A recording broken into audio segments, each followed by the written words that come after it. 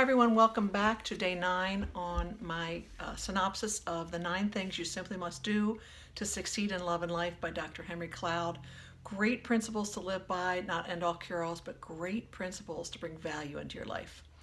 So if you'd like a tip today on how to fail in relationships, try to please everyone. And that brings us to principle 9, which is upset the right people. Successful people don't make decisions based on what other people think or feel. They care about other people's feelings, but they make decisions based on what is right, and then they deal with the fallout. I lived for many years on course, but it wasn't my course. I cared so much about what other people thought that I followed what they did and didn't make decisions based on what I wanted to do.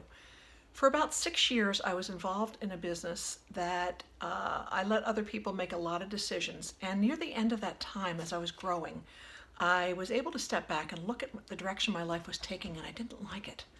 Discovering that it wasn't really what I wanted to do, I upset some of the right people, and they actually pulled out of my life, which gave me the opportunity to look at the value that maybe they were bringing to my life wasn't there. And in frustrating them and upsetting them, my life took a new course, and it took my course.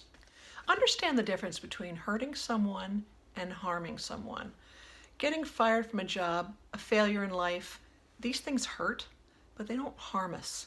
And sometimes hearing hard truths make a huge difference in our lives. I had a mentor a few years back share with me that Satan uses pride and guilt, and God uses conviction. So when you're convicted of something in your heart and it's right or wrong, God can use that to redirect you. That brings us to the Bible verse for today, which is Proverbs 27, verse 6. And that is, wounds from a friend can be trusted. One of the highlights of this chapter that I really enjoyed was where Dr. Cloud discusses controlling people. So whether you're trying to control someone or you're allowing someone to control you, he says convert them. And I'm like, what does that mean? So he says, convert them from controlling to frustrated. And I'll share a quick story with you.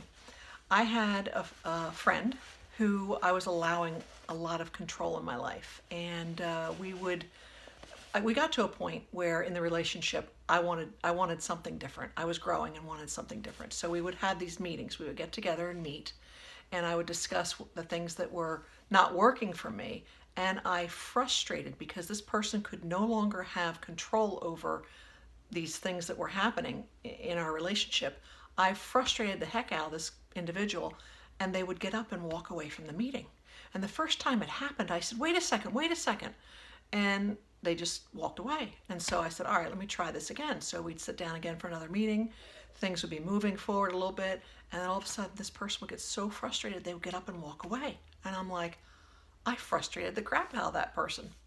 So convert them. Convert them from controlling to frustrated.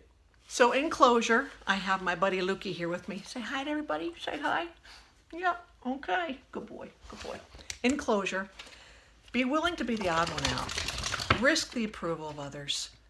Love them for who they are. Don't let other people control you. Be a blessing. Encourage others. And have a blessed day. God bless.